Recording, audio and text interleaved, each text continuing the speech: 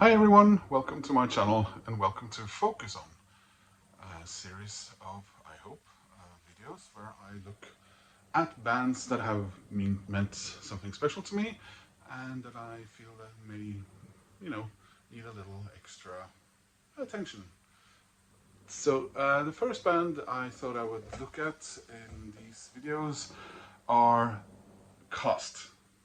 Cast were a band, or still are actually a band, from the early 1990s. They were part of, inadvertently, the Britpop wave and had some quite significant success, at least in the UK. Now, if you're going to talk about Cast, you have to talk about the band The Lass. So The Lass were a band that came together in the late-ish 1980s. Well, late. They worked together for quite a bit with just two constant members over the years, and all this work resulted in lots of recordings, but only one album. The band was the brainchild, in sort of a way, of Lee Mavers. Now, Lee Mavers, he's a whole video in himself. He had some very strong opinions about his music, how it should sound. Maybe not the best communicator as to how that should sound. And I think not easy to work with would be a statement of sorts. And the whole record was recorded several times. Various producers. The record company was Go Disc. Some of you may remember them as the record company that housed, among others, the House Martins, and later on their offshoot, the Beautiful South, and also, if I'm not mistaken, the early records of Paul Weller's solo career. They are an imprint of Polydor, who are now Universal Music. When they finally recorded the album that ended coming out, it was produced by Stephen Lillywhite, and it fared well. It did had good, the critics loved it, and it had a beautiful hit. There She Goes, but it had been recorded before this, which is the reason why, if you see here, here's the deluxe edition from 2008. Yeah, Polydor's 2008. And I always loved the look of this album cover. Son of a Gun, Timeless Melody, There She Goes, Looking Glass. As you can see, it says original album. And we have some bonus tracks. And then it's the Mike Hedges album. That was the fully recorded album that was, well, discarded before they, in early 1989, I think it was. We can look at the inside here. There's the band, sort of their logo, and the two discs. And if you see the history at the back here, you have the record. These are all record sessions that has to do with the, ultimate recording of this album. And the Mike Hedges were April to June 1989. The Steve Lillywhite were December 89 until April 1990. His story has something. They say something about he demanded that they would bring in a recording desk, which had to be a certain from the 1960s, and when it arrived, he immediately dismissed it, and Lee said that it didn't have the correct 1960s dust on it. So John Power, who was the other constant member of the band, sat around waiting and waiting, and after a while it transpired that Lee wanted to re-record the entire album again, and because he couldn't stand the version that ended up in the record shops. So finally, in December of 1991, he left Las, and after this was after a stream of aborted studio sessions, and he had basically been playing the same songs since 1986 at this stage, and he wanted to, further his musical career. So he got together with some other guys, and was it Keith O'Neill? So he switched from bass player to and backing vocalist to vocalist and guitarist, and in 1994 they got a record deal with Polydor, and recorded their first album. And the first cast album was the fastest selling debut album in Polydor's history. And this is the album, All Change. It didn't immediately take off as far as chart success goes,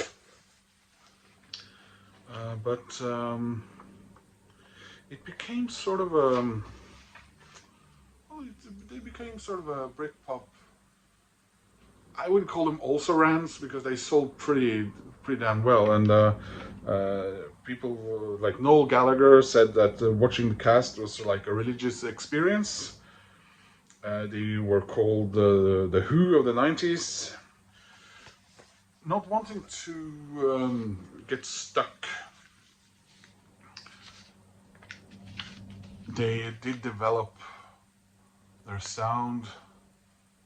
They didn't stand still, if you like. These album re-releases are gorgeous, by the way. As you can see there, 2 discs and a DVD. I highly recommend this. They were also, as you can see, they were very fond of the Polydor logo, so they sort of incorporated in their own logo. And the second album is Nature Calls. So we moved from 1995 to 1997. Also a big success, #1 album. Their success out of the UK may not have been as big. I liken them to Paul Weller in that regard. An artist who is highly regarded in his home country and unfairly ignored elsewhere. Again, a beautiful re-release here. You can see the singles.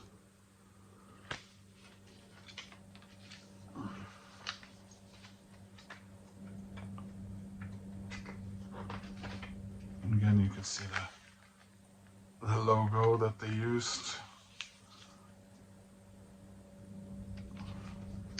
Third album, well, the second album, critics said that they enjoyed the slight change in sound and likened them to Rolling Stones, Faces type music for the 90s. The third album, once again, pretty big success, Magic Hour, but we're moving into 1999 now. Britpop has waned. Interest in this type of music started to dwindle. By the time of this album, their their temporaries. A lot of them stopped, quit, sort of dipping sales. Their record company brethren over at Shed 7 lost their record deal with Polydor. But they did get to record a third album. And maybe that's when they should have called it quits, because they got together again in 2000 and recorded Beetroot. Now with Beetroot, they had a competition online where they asked the fans to come up with a new name for the next record. And as far as I remember, they did choose a winner. But in the end, they chose Beetroot, which was not a fan suggestion. The album, the fourth in 6 years, signaled the beginning of the end of the group. So it was basically an unmitigated disaster.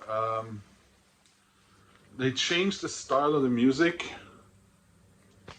drastically, and you know how often fans respond positively to that. I think I made a note out of. So there's one single released from the album, ended at 45th in the charts, while the album charted at 78, and that's all she did. And the band split 1 month after the release of Beetroot. I've listened to it. If you listen to it on its own and you're not very knowledgeable about Cast, then it's an interesting album. But if you then check out the three others and then listen to Beetroot, you think, what were they thinking? It's a bit like there's another Polydor issue when Paul Weller's Style Council delivered their final album. It was sort of a house type music all of a sudden, and the record company refused to release it. So you have sort of was it the word convergent developments there. Cast has since reformed, and they have released other albums. I was not aware of that until I started researching for this video, so I have not heard those new albums, but they are out there playing, and good for them, because I think the music that they recorded on those first three albums are near legendary 90s Britpop, British pop rock music. I think that it's well worth your time to check it out. If you want to check them out on vinyl, that shouldn't be all that difficult. Their first albums were released on vinyl in a box a while back. It's not cheap now, but I'd go for listening to them anyway, because I think they're a really great band. And if you mix in the Lars in that, you'll have yourself a month's worth of new musical discovery, and you might even thank me. Anyway, I hope you enjoyed my first focus on, and I would really wish that you would comment and leave a like, and if you want to subscribe, I'll really be happy for that. Thanks for watching, and I'll see you again in another video. Take care, guys. Bye.